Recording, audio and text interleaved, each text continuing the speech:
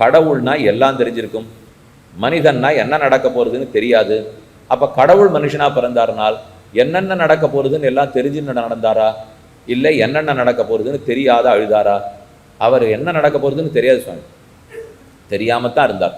ஏன்னா மறுபடியும் அவருக்கு என்னென்ன நடக்க போறதுன்னு தெரியும்னு சொல்லிட்டேன்னு வச்சுங்க, அப்போ அவர் மனுஷனா பிறந்திருந்தாலும் நான் நம்ப மாட்டேன்.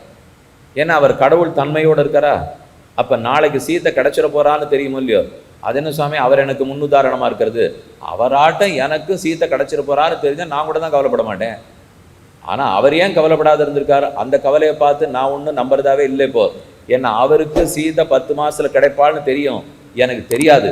என்ன நீங்க சொல்ல போனால் ராமனுக்கும் சீதை 10 மாசத்தில் கிடைப்பாள்னு தெரியாது. நிஜமா சொல்றீரா இல்லை நேரமா எடுத்துங்கிறதுக்காக மாற்றி சொல்றீரா? இப்போ நிஜமா தெரியாதானால் தெரியாது சுவாமி, தெரியுமா தெரியாதானால் தெரியும். தெரியும்னு சொல்றீரா தெரியாதுன்னு சொல்றீரானால் அவருக்கு தெரியும். ஆனால் தான் எடுத்து கொண்டிருக்கிற இந்த மனித பிறவியிலே தெரியக்கூடாது என்று தானே சங்கல்பம் எடுத்திருக்கிறார். அது அவருடைய சங்கல்பம். அது எப்படி?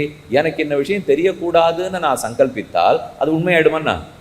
எனக்கு தெரியும், நான் தெரியக்கூடாதுன்னு சங்கல்பிக்கலாமன்னால் இப்போ ஒன்று சொல்கிறேன், தூக்கி வாரி போடக்கூடாது உங்களுக்கு. ஆனால் அதை நம்பிட்டு தான் நாம் இருக்கோம். அதை கடவுளிடத்தில் இப்போ நீங்கள் ஒத்துக்க போறீங்கன்னால் நான் இப்போ சொன்னதையும் ஒத்துன்னு தான் ஆகணும். நாம் எல்லாம் எத்தனையோ தப்பு பண்ணியிருக்கோமா, பாபங்கள் பண்ணியிருக்கோம். கடைசியாக பகவான் இடத்துல இறைவா நீதாராய் பறை, என்னுடைய பாபங்கள் எல்லாம் போக்கு. அவர் வேற சொல்லியிருக்காரு, சர்வதர்மானு பரித்தியஜ்ய மாமேகம் சரணம் பிரஜ அகம் துவா சர்வ பாபேப்யோ மோக்ஷயிஷ்யாமி மா சுச்சஹா. என்னையே சரணமாக பத்து, உன்னை எல்லா பாபங்களில் நின்று விடுவிக்கிறேன், சோகப்படாதே.